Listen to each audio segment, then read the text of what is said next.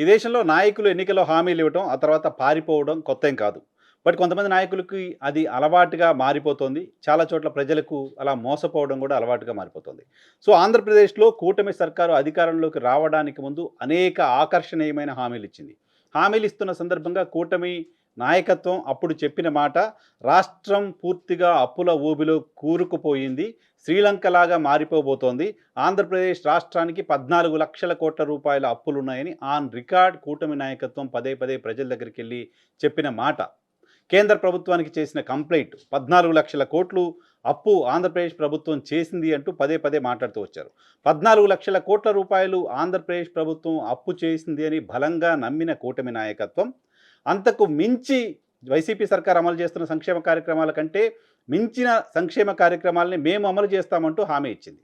14,00,000 కోట్లు అప్పు ఉన్న రాష్ట్రంలో ఇటువంటి సంక్షేమ కార్యక్రమాలని అమలు చేయడం ఎలా సాధ్యమవుతుంది అంటూ ఎవరైనా ప్రశ్నించినా, ఎలా సాధ్యమవుతుందంటే మాకు సంపద సృష్టించటం తెలుసు, సంపదను సృష్టించి ఆంధ్రప్రదేశ్లో సంక్షేమ కార్యక్రమాలని అమలు చేస్తామంటూ అప్పటి వైసీపీ సర్కారు అమలు చేస్తున్న సంక్షేమ కార్యక్రమాల కంటే రెట్టింపు స్థాయిలో హామీలను కుమ్మరించింది. సూపర్ 6 పేరుతో హామీలను కుమ్మరించింది. ఏది ఎవరు అడిగితే దానికి సంబంధించి మేము చేస్తామంటూ హామీలను ఇస్తూ వచ్చింది. అప్పటి వైసీపీ సర్కారు ఏడాదికి దాదాపు 65 నుంచి 70,000 కోట్ల రూపాయల సంక్షేమ కార్యక్రమాలపైన ఖర్చు పెడుతూ ఉంటే, ఆల్మోస్ట్ దానికి డబుల్ సంక్షేమ కార్యక్రమాలపైన మేము ఖర్చు పెడతామంటూ అప్పుడు కూటమి నాయకత్వం హామీ ఇస్తూ వచ్చింది. ఇప్పుడు అధికారంలోకి వచ్చిన తర్వాత ఈ సంక్షేమ కార్యక్రమాల అమలు ఎప్పుడు జరుగుతుంది, ఎప్పుడు చేస్తారు అంటే క్రమంగా పిల్లి మొగ్గలు వేస్తూ వచ్చింది. ఈ అప్పులు చూస్తే భయమేస్తోంది అంటూ అసెంబ్లీ వేదికగా చంద్రబాబు నాయుడు గారు మాట్లాడడం చూసాం. అయితే అధికారంలోకి వచ్చిన తర్వాత కాగ్ చెప్పిన దాని ప్రకారం, అసెంబ్లీలో రాష్ట్ర ప్రభుత్వం అధికారికంగా బడ్జెట్లో చెప్పిన దాని ప్రకారం, కేంద్ర ప్రభుత్వం పార్లమెంటు వేదికగా చెప్పిన దాని ప్రకారం 7,00,000 కోట్ల అప్పులు ఎక్కడ దాటట్లా.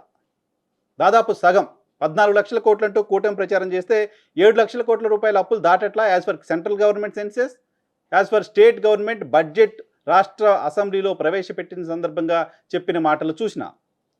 సో, కేంద్ర రాష్ట్ర ప్రభుత్వాలే ఆంధ్రప్రదేశ్ రాష్ట్రానికి 7,00,000 కోట్ల రూపాయలకు మించి అప్పులు లేవు అని చెప్తున్నాయి. కూటమి సర్కారేమో ఎన్నికల ముందు 14,00,000 కోట్ల రూపాయలు అప్పులు చేశారు అని చెప్పింది. సో, 14,00,000 కోట్ల అప్పు ఉన్నా సరే మేము సంక్షేమ కార్యక్రమాలను ఇంకా అధికంగా అమలు చేస్తామని అధికారంలోకి వచ్చిన తర్వాత ఇప్పుడు వీటిని అమలు చేయడానికి ఆంధ్రప్రదేశ్ రాష్ట్ర పరిస్థితి బాలేదు అని చెప్తోంది. మీరు చెప్పిన దానికంటే 50% తక్కువే ఆంధ్రప్రదేశ్ రాష్ట్రానికి అప్పులు ఉన్నప్పుడు వాటిని అమలు చేయడానికి వస్తున్న ఇబ్బంది ఏంటి అంటే సమాధానం చెప్పలేని పరిస్థితి. కొద్దిసేపటి క్రితం ఏపీ సీఎం చంద్రబాబు నాయుడు గారు మాట్లాడారు. ఒకసారి వినిపిస్తాను. అవినీతి కానీ తెలియనితనం కానీ ఇవన్నీ చేసి ఆ రాష్ట్రాన్ని ఆ దేశాన్ని నాశనం చేస్తే ప్రజల భవిష్యత్తు కూడా అధోగతి అవుతుంది. ఇక్కడ అదే మీకు చూపిస్తున్నాను. కాబట్టి ప్రజలందరూ అర్థం చేసుకోవాల్సిన అవసరం ఉంది. సింపుల్గా మీరు క్యాలిక్యులేట్ చేసుకోండి. మీ ఆరోగ్య పరిస్థితి క్షీణించినప్పుడు మీరు ఏ విధంగా సఫర్ అవుతారో మీరు పని చేయలేరు. ఆరోగ్య ఖర్చులు పెరుగుతాయి, ఇంట్లో వాళ్ళకు భారం అవుతారు. అక్కడి నుంచి మీ ఇంటి ఆర్థిక పరిస్థితి, మీ ఇంటి ఆనందం కూడా క్షీణించిపోయే పరిస్థితికి వస్తుంది. మీరు అనారోగ్యంగా ఉండి ఇంట్లో వాళ్ళందరూ కూడా ఇబ్బంది పెట్టే పరిస్థితికి వస్తారు. అదే మరిగా ఈరోజు రాష్ట్ర ఆర్థిక పరిస్థితి బాగలేనప్పుడు ఈ రాష్ట్రంలో ఉండే ప్రజలందరికీ ఇబ్బందులు వస్తాయి. సంక్షేమాన్ని ఇవ్వలేం, ఎక్కువ పన్నులు పడతాయి. మళ్ళా అప్పులు కట్టడానికి మళ్ళీ అప్పులు చేయాలి. ఈ అప్పులు చేసిన తర్వాత అభివృద్ధికి డబ్బులు ఉండవు. డబ్బులు లేకపోతే ఇది ఒక విషియస్ సైకిల్. ఈ సైకిల్లో పడిన తర్వాత బయట రావడం చాలా కష్టం. అల్టిమేట్గా బాధపడేది ప్రజలే బాధపడతారు. అలాంటి పరిస్థితి నేను మీకు ఎక్స్ప్లెయిన్ చేస్తున్నాను ఈరోజు. దీనికి నేను వెల్కమ్ చేస్తున్నాను. సో, అది చంద్రబాబు నాయుడు గారు చెప్తున్న మాట. ఆంధ్రప్రదేశ్ రాష్ట్రం ఆర్థిక పరిస్థితి బాలేదు. ఓ మనిషి అనారోగ్యంగా ఉన్నట్టుగా ఆంధ్రప్రదేశ్ రాష్ట్ర ఆర్థిక పరిస్థితి ఉంది. కాబట్టి ఇప్పుడు అమలు చేయలేము, చేస్తాము, కాస్త రాష్ట్ర ఆర్థిక పరిస్థితిని మెరుగైన తర్వాత చేస్తామని చెప్తున్నారు. కేంద్ర ప్రభుత్వం నుంచి నిధులు వచ్చాయి. వచ్చే నిధులు స్టీల్ ప్లాంట్కి వచ్చాయి, వచ్చే నిధులు పోలవరంకి వచ్చాయి, వచ్చే నిధులు అమరావతికి వచ్చాయి. సో, అక్కడ ఆ అభివృద్ధి అంతా జరిగిన తర్వాత, సో సంపద సృష్టి జరిగిన తర్వాత సంక్షేమ కార్యక్రమాలను అమలు చేసే ప్రయత్నం మేము చేస్తామంటూ ఆయన మాట్లాడుతున్నారు. సో, రాజకీయ పార్టీల బాధ్యత రాహిత్యానికి నిదర్శనమైన స్టేట్మెంట్గా దీన్ని చూడాలి. ఆంధ్రప్రదేశ్లో కూటమి సర్కారు అధికారంలోకి వచ్చిన తర్వాత అమ్మఒడికి సంబంధించి ఎలక్షన్లో విస్తృతంగా క్యాంపెయిన్ చేస్తూ వచ్చారు. 15,000 ఎంతమంది ఉంటే అంతమందికి ఇస్తా అని. సో రైతు భరోసాకు సంబంధించి పేరు మార్చి దాన్ని 20,000 ఇస్తామంటూ చెప్తూ వచ్చారు. ఫ్రీ బస్సు ఇస్తామని చెప్తూ వచ్చారు. సో ఇంకా అనేక సంక్షేమ కార్యక్రమాలకు సంబంధించిన హామీ ప్రజలకు ఇస్తూ వచ్చారు. సో ఆంధ్రప్రదేశ్ రాష్ట్ర ఆర్థిక పరిస్థితి పైన మీరు అధికారంలోకి రావడానికంటే ముందే మీకు అవగాహన ఉంది కదా. 14 లక్షల కోట్లు అన్నారు కదా. మీరు ఆంధ్రప్రదేశ్లో అధికారంలోకి రావడానికి ముందే ప్రతి సంవత్సరం కాగ్ రిపోర్ట్ ఇస్తూనే ఉంది కదా. సో కాగ్ రిపోర్ట్ ఈ ఒక్క సంవత్సరం ఇవ్వలేదు కదా. మీరు ఎన్నికల ప్రామిసులు చేయడానికి ముందు, మీరు మేనిఫెస్టో పెట్టడానికి ముందు కూడా ముందు సంవత్సరం కూడా కాగ్ రిపోర్ట్ వచ్చింది కదా. కాగ్ రిపోర్ట్ని బేస్ చేసుకుని ఎన్నికల ప్రామిసెస్ ఉండాలి కదా. రాష్ట్ర ఆర్థిక పరిస్థితి బాగాలేదు, రాష్ట్రం అనారోగ్యంతో ఉంది అనే విషయం మీకు తెలుసు కదా. లెక్కల కంటే ముందే మీరు మొత్తం రాష్ట్రం అనారోగ్యంగా ఉంది అని ఊరంతా ప్రపంచమంతా మీరే క్యాంపెయిన్ చేశారు కదా. అనారోగ్యంతో ఉన్న రాష్ట్రంలో ఈ సంక్షేమ కార్యక్రమాల అమలు ఎలా సాధ్యమంటే మేము సంపద సృష్టిస్తామని ఆ రోజు చెప్పారు కదా.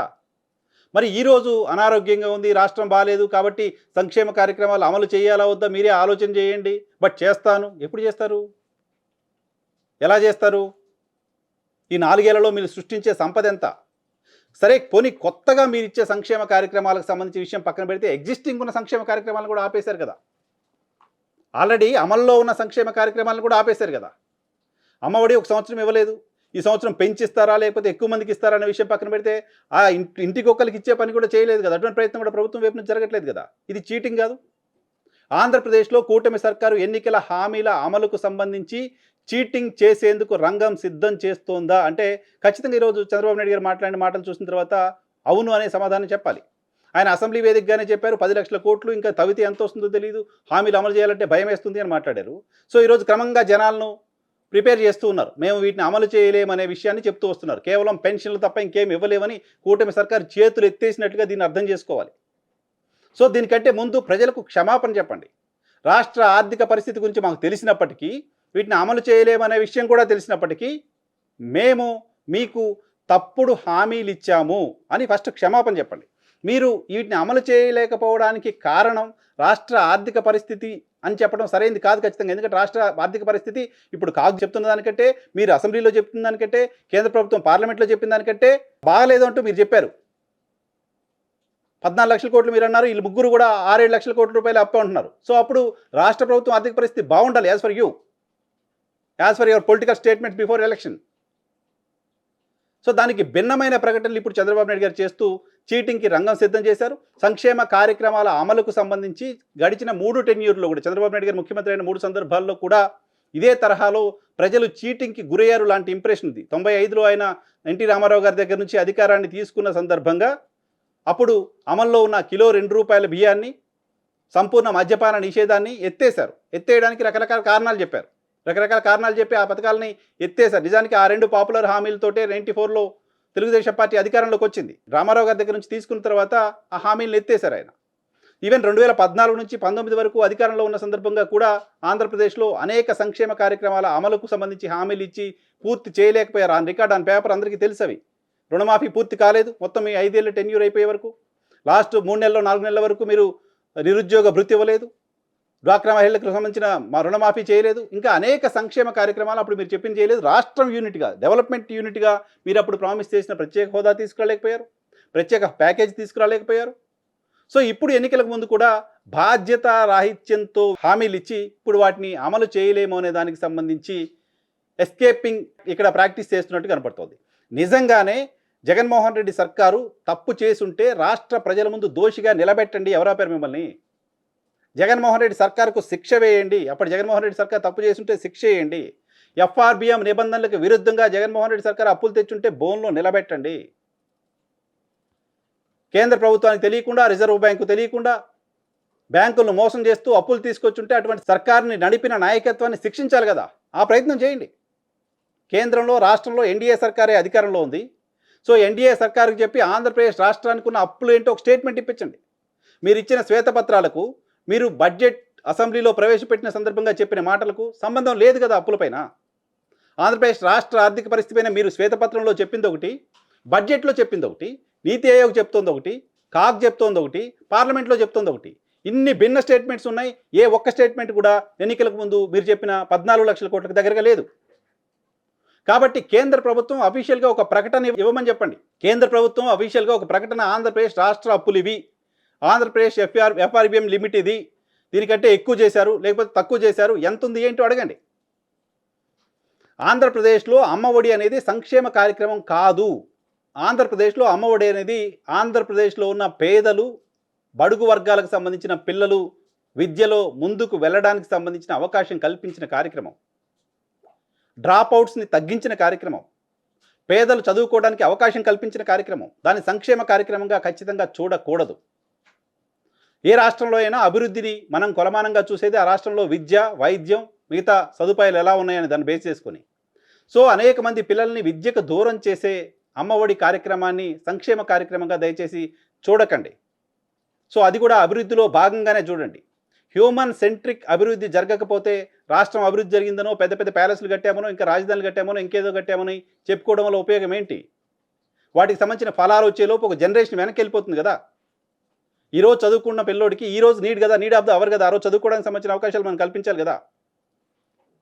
మిగతా ఇంకేవో ఉచిత బస్సు సంక్షేమ కార్యక్రమంగా చూస్తారేమో.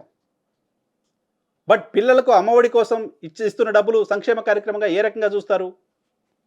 ఇది ఖచ్చితంగా ప్రజలను చీట్ చేయటం కాదా? ఎన్నికల కమిషన్ గతంలో చాలా సందర్భాల్లో నేను చెప్పాను, ఎన్నికల కమిషన్ రాజకీయ పార్టీలు ఇస్తున్న ఎన్నికల హామీలపైన దృష్టి పెట్టాలి.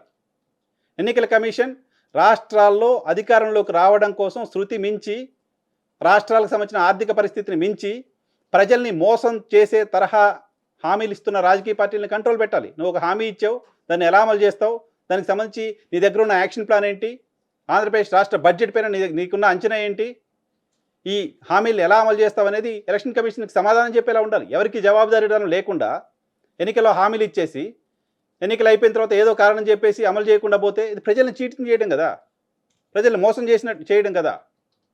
ఇలాంటి మోసం చేస్తున్న రాజకీయ పార్టీల గుర్తింపును రద్దు చేసే దిశగా కూడా ఎలక్షన్ కమిషన్ ఆలోచన చేయాలి. అలా చేసినప్పుడు ప్రజలకు హామీలు ఇచ్చే సందర్భంగా నోరు కంట్రోల్లో పెట్టుకుంటాయి పార్టీలు, ఒళ్ళు దగ్గరగా పెట్టుకుంటాయి, అటువంటి హామీలే ఇస్తాయి. ప్రజలు ఎవరు కూడా ఈ హామీలు అమలు చేయండి, ఈ హామీలు ఇమీడియట్గా మాకు పెద్ద పెద్ద హామీలు ఇవ్వండి అని అడిగిన వాళ్ళు ఎవరు లేరు కదా. ఇంకా వేరే వేరే సమస్యలకు సంబంధించి మీరు ఈ సమస్యను పరిష్కరించండి అంటూ మీకు రిప్రజెంటేషన్స్ ఇస్తారు తప్ప మాకు సంక్షేమ కార్యక్రమాలు ఇవ్వండి అంటూ ఏ ప్రజలు వచ్చి మీ దగ్గరికి రిప్రజెంటేషన్ ఇచ్చి ఈ సంక్షేమ కార్యక్రమం అమలు చేయండి అని అడగరు కదా. బట్ మీకు మీరే ఒక ఆకర్షణీయమైన పథకాలను పెట్టి వాళ్ళని చీట్ చేసే ప్రయత్నం ఆర్గనైజ్డ్గా, అఫీషియల్గా, రాజ్యాంగబద్ధంగా చేస్తూ ఉంటే ఈ దేశంలో వ్యవస్థలన్నీ సైలెంట్గా ఉండడం అన్ఫార్చునేట్. కేవలం చంద్రబాబు నాయుడు గారు మాత్రమే, ఆంధ్రప్రదేశ్లో మాత్రమే ఇలా చేస్తున్నారని చెప్పడం నా ఉద్దేశంగా. దేశంలో అనేక రాజకీయ పార్టీలు ఎలా చేస్తూ ఉన్నాయి, బట్ ఆంధ్రప్రదేశ్ ప్రజలకు అది అలవాటుగా మారిపోయింది. ఆంధ్రప్రదేశ్లో కాస్త కామన్ సెన్స్ ఉన్న వాళ్ళు ఎవరైనా గడిచిన ఎన్నికల ముందు కూటమి ఇచ్చిన హామీలను చూసి ఎలా సాధ్యం ఇది అని అనుకున్నారు. మీరే అప్పుల్లో కొడుకుపోయిన రాష్ట్రం అంటున్నారు, మళ్ళీ ఇన్ని హామీలు ఇస్తున్నారు, ఎలా సాధ్యమవుతుంది అని ప్రతి ఒక్కరు కూడా మాట్లాడారు. కానీ అప్పుడు మీరందరికీ చెప్పిన మాట ఒక అద్భుతమైన మంత్రదాండం ఉంది మా దగ్గర, చూమంత్ర అంటే సంపద సృష్టి అయిపోతుందని చెప్పారు కదా. చూమంతర్ ఇప్పుడు ఎందుకు చేయలేకపోతున్నారు? మీరు ఊహించిన దానికంటే కొత్త అప్పులు కూడా లేవు, మీరు ఊహించిన దానికంటే ఎక్కువ అప్పులు కూడా లేవు, అయినా చూమంతర్ ఎందుకు చేయలేకపోతున్నారు? దీనికి ఖచ్చితంగా కూటమి నాయకత్వం సమాధానం చెప్పాలి. అంతేకాదు, పొలిటికల్గా చూస్తే కూడా నారా లోకేష్ని నెక్స్ట్ జనరేషన్ లీడర్గా తెలుగుదేశం పార్టీ ఎమర్జ్ చేయాలనుకుంటున్న సందర్భంలో నారా లోకేష్ రాజకీయ భవిష్యత్తుకు కూడా ఇది ఒక ప్రమాదకరమైన సంఘటనగా చూడాల్సిన అవసరం ఉంది. ఎందుకంటే చంద్రబాబు నాయుడు గారికి చాలా సందర్భాల్లో ఆయన ఎలక్షన్ ముందు మాట్లాడతారు, ఎలక్షన్ తర్వాత అమలు చేయలేని జనాల్లో కూడా ఒక యాక్సెప్టెన్సీ వచ్చేసింది. ఆయన చెప్తారు కానీ చేయలేని ఒక యాక్సెప్టెన్సీ వచ్చేసింది. బట్ నారా లోకేష్ లాంటి ఒక న్యూ జనరేషన్ లీడర్కి ఇటువంటి చీటింగ్ తాలూకు ఆనవాళ్ళని మీరు అంటగడితే భవిష్యత్తులో నారా లోకేష్ చెప్పే మాటలకి, ఆయన ఇచ్చే హామీలకు కూడా క్రెడిబిలిటీ లేకుండా పోతుంది. ఆయన ఏమైనా చెప్తే అమలు చేస్తారని నమ్మకం కూడా లేకుండా పోతుంది. ఎందుకంటే ఆయన కూడా ఊరూరు తిరిగి పాదయాత్ర చేస్తూ సూపర్ సిక్స్ల గురించి వీటన్నిటి గురించి క్యాంపెయిన్ చేస్తూ వచ్చారు. కాబట్టి నారా లోకేష్ క్రెడిబిలిటీని కూడా తాకట్టు పెడుతోంది కూటమి సర్కారు. ఈవెన్ పవన్ కళ్యాణ్కి సంబంధించిన క్రెడిబిలిటీని కూడా తాకట్టు పెడుతోంది కూటమి సర్కారు. పవన్ కళ్యాణ్ కూడా ఈ స్కీమ్లన్నిటి గురించి మాట్లాడారు. ఆంధ్రప్రదేశ్లో ల్యాండ్ ఆర్డర్ గురించి మాట్లాడారు. ల్యాండ్ ఆర్డర్ బాగాలేదని ఇప్పుడు ఈరోజు ఆయనే మాట్లాడుతున్నారు. ల్యాండ్ ఆర్డర్ అద్భుతంగా చేస్తూ ఉంటే అప్పుడు మాట్లాడారు, ఇప్పుడు బాగాలేదని ఆయనే ఓపెన్గా బహిరంగ సభల్లో మాట్లాడుతున్నారు. పవన్ కళ్యాణ్ కూడా ఊరూరా ఈ సూపర్ సిక్స్ హామీలకు సంబంధించి మాట్లాడారు. వాళ్ళ మేనిఫెస్టోలో పవన్ కళ్యాణ్ గారి బొమ్మ ఉంది. ఇవి అమలు చేయకపోతే ఆయన క్రెడిబిలిటీ కూడా ప్రమాదంలో పడుతుంది. ప్రమాదం కాదు, క్రెడిబిలిటీ కోల్పోతారు పూర్తిగా. కానీ ఇక్కడ తెలివిగా తప్పించుకుంటోంది భారతీయ జనతా పార్టీ మేనిఫెస్టోకి మాకు సంబంధం లేదు అంటూ పక్కకు నెట్టేసింది. ఈరోజు భారతీయ జనతా పార్టీ క్లీన్ హ్యాండ్స్తో ఉన్నట్టుగా చూడాలి ఈ హామీలు అమలు జరగకపోతే. సో ప్రజలు మాట్లాడరు, వాళ్ళు ఎవరు అడగరు, వాళ్ళు ఏమి ఉద్యమాలు చేయరు హామీల అమలుకు సంబంధించి చాలా సందర్భాల్లో చూస్తూ ఉన్నాం. సో చీటింగ్ మాత్రం ప్రజలు ఖచ్చితంగా గుర్తుపెట్టుకుంటారు. చీటింగ్కి తగిన శాస్తి కూడా రాజకీయ పార్టీలకు చేస్తారు. అలా శాస్తికి గురైన రాజకీయ పార్టీలను కూడా చాలా చూసాం. సో కూటమి సర్కారు వీటి అమలుకు సంబంధించి ప్రయత్నం చేయాల్సిన అవసరం ఉంది. అప్పుల పేరుతో తప్పించుకునే ప్రయత్నం చేస్తే ప్రజల ముందు ఖచ్చితంగా దోషిగా నిలబడాల్సిన అవసరం ఉంటుంది.